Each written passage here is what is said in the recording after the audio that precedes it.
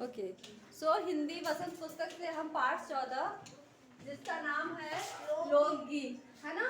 लोकगीत क्या है? ये एक गद्य का पाठ है जो कि पूरा गद्य में है ना, कहानी है। मैम और इस पाठ के लेखक कौन है? भगवत शरण उपाध्याय। बिल्कुल, डॉक्टर भगवत शरण उपाध्याय। ठीक है। इस पाठ में हमें बताया गया है कि लोकगीत किसे कहते हैं। लोकगीत किसे कहते हैं? छुट्टी के बाद वेट करना गेट पे पेरेंट्स।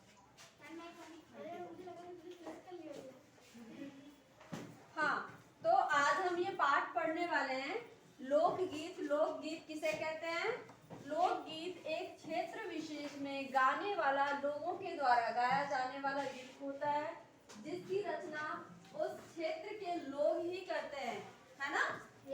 और ये इनका एक अलग अलग अवसर होता है गाने का। कई प्रकार के गीत होते हैं लोकगीत।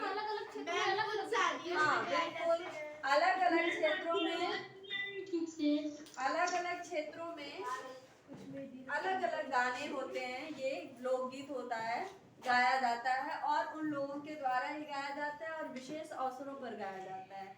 आप लोगों के घरों में भी गाया जाता होगा जब कोई विवाह, कोई फंक्शन पड़े तो मेहंदी रस्म पे गाया जाता है, पूरी शादी रात भर गाया जाता है। विवाह गीत होता है वो, है ना, जो शादी में गाया जाता है विवाह गीत होता है।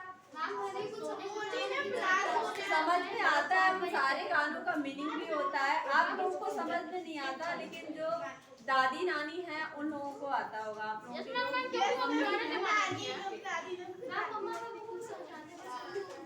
हाँ, तो आप लोग नहीं रहे ना उस जगह पे, इसलिए आप लोगों को पता नहीं है ना। तो वो उस क्षेत्र की भाषा में ही वो गाने होते हैं, है ना। वो गाना के जो शब्द होते हैं वो क्षेत्रीय भाषा में ही होती है ना, मातृभाषा जो उनकी होती है। ठीक है, हिंदी में नहीं होती, उनकी अपनी भाषा होती है ना। तो चलिए ठीक है, इस पाठ को हम पढ़ते हैं आगे, है ना। इस पाठ को पढ़ते हैं कि लोकगीत अपनी लोच, ताजगी और लोकप्रियता में शास्त्रीय संगीत से भिन्न है। बोलो नहीं। तो लोच का मतलब क्या होता है? लचीलापन। ताजगी का मतलब क्या होता है?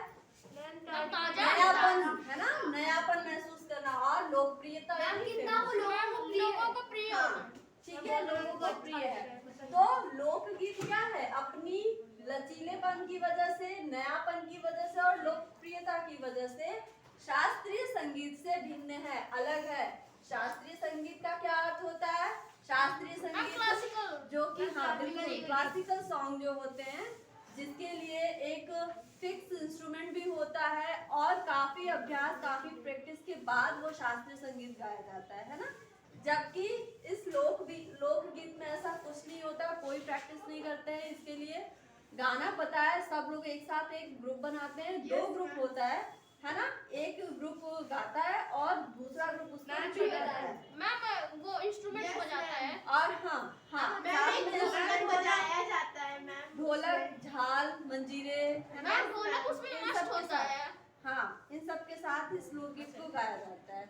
लोकगीत सीधे जनता के संगीत हैं, यानी जनता के द्वारा गाया गया गीत होता है। सीधे जनता के द्वारा गाया जाता है। घर, गांव और नगर की जनता के गीत है ये छवि। इनके लिए साधना की जरूरत नहीं होती। साधना अर्थात प्रैक्टिस की जरूरत नहीं होती, अभ्यास की जरूरत नहीं होती है। त्योहारों और विशेष अवसरों पर ये गाए जाते हैं, है ना। तो जैसे कि होली में भी गाया जाता है, देखा होगा आप लोगों ने, है ना। शादियों में सबसे ज्यादा गाया जाता है। शादियों में शादी के अवसर पे गाया जाता है। सदा से ये गाए जाते रहे और इनके रचने वाले भी अधिकतर कौन है? गाँव के लोग ही हैं। स्त्रियों ने भी इनकी रचना में विशेष भाग लिया है। ये गीत बाजों की मदद के बिना ही या साधारण ढोलक, झांझ, करताल, बांसुरी आदि की मदद से गाए जाते हैं। ठीक है, यहाँ तक समझ में आ गया आप लोगों को? आगे बढ़ते हैं। एक समय था। करताल भी एक हाथ से बजाया जाने वाला एक वाद्य यंत्र मैम होता है। मैम ये जो यहाँ पे छपा हुआ है नहीं, इसको झांझ बोलते हैं। ये दो मेटल के दो प्लेट्स होती हैं, मैम, इनको ऐसे- हाथ ऐसे। में हाँ बजाया जाता है। ठीक है। एक समय था जब शास्त्रीय संगीत के सामने इनको हेय समझा जाता था। हेय मतलब हीन की भावना से मैम समझा ये जाता मतलब था। मैम अच्छा नहीं लगता था कम समझा, हाँ, इनको कम महत्व दिया जाता था। अभी हाल तक इनकी बड़ी उपेक्षा की जाती थी, पर इधर साधारण जनता की ओर जो लोगों की नजर फिरी है, तो साहित्य और कला के क्षेत्र में भी परिवर्तन हुआ है। नजर फिरी का अर्थ क्या होता है? ध्यान देना है ना? तो लोगों ने ध्यान दिया है इस लोकगीत के तरफ। साहित्य और कला के क्षेत्र में भी बहुत परिवर्तन हुआ है। इनकी वजह से अनेक लोगों ने विविध बोलियों के लोक साहित्य और लोक गीतों के संग्रह पर कमर बांधी है, और इस प्रकार के अनेक संग्रह अब तक प्रकाशित हुए हैं।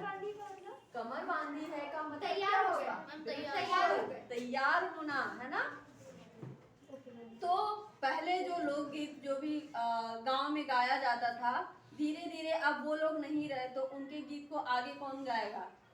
जरूरी नहीं है। जैसे कि आपके पेरेंट्स, आपके मम्मी है, आपके पापा है ना, वो गांव में जाते हैं, वो लोग अपने अवसर पे गाना गाते हैं। ठीक है, आप लोगों को आता है वो गाना? नहीं आता है। तो अब आगे की पीढ़ी कैसे गाएगी? तो ये जो लोकगीत है वो धीरे धीरे कम होने लगा है, समाप्ति की तरफ चल रहा है। तो इसलिए अब इनको क्या किया जा रहा है? इन गीतों को संग्रह करके इसका प्रकाशन किया जा रहा है, यानी बुक बनाया जा रहा है, ताकि आगे जो भी जिनको याद नहीं हो वो बुक से देख के पढ़ सकता है, गा सकता है ना? तो इसलिए हाँ बिल्कुल, अगर आपके गांव में कोई फंक्शन होता है तो बिल्कुल अच्छा लगता है लोगों को। ये एक बहुत ही हास्य के लिए गाया जाता है। हास्य के लिए भी गाया जाता है। हाँ, उन गीतों में बहुत सी बातें छुपी होती है। उन गीत को गाने से एक कहानी आपके दिमाग में आता है कि वो जो गाते हैं उससे कुछ कहानियां भी बनती हैं, है ना? या फिर कुछ कहानियों के ऊपर वो गीत बनाए जाते हैं, है ना?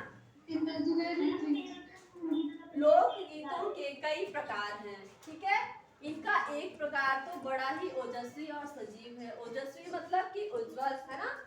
सजीव मतलब आपको पता है कि जानदार चीजें जिसमें जान हो, है ना?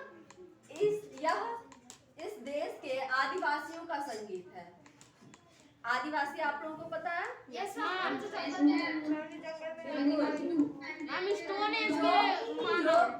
जिनका अपना एक स्पेस होता है, एक एरिया होता है ना? जनजाति बिल्कुल जनजाति होती है, उनका शहर से कोई लेना देना नहीं होता है। मैम इंडिया में अब भी आदिवासी पाए जाते हैं। बिल्कुल पाए जाते हैं। जैसे कि झारखंड में आप देखिए, छत्तीसगढ़ में पूरा जनजाति एरिया, राजस्थान में भी बहुत सारे जनजाति एरिया।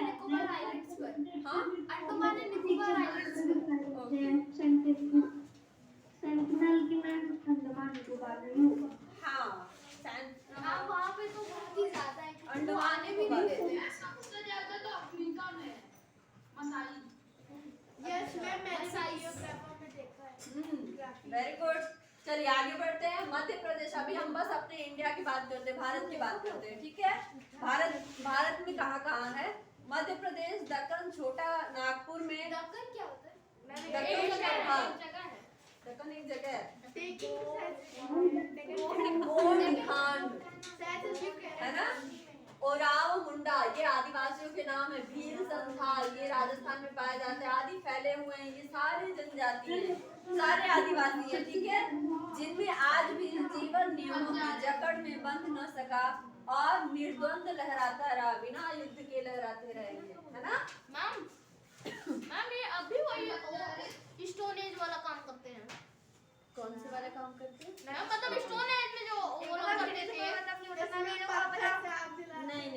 नहीं, आप हो गए ना, वो भी उनको भी ज्ञान हो गया है कि पत्थर के अलावा और भी चीजें हैं जिनसे आग जलाया जाता है। मैम अब आदिवासी मॉडर्न हो गए हैं। बिल्कुल एडवांस मॉडर्न हो गया।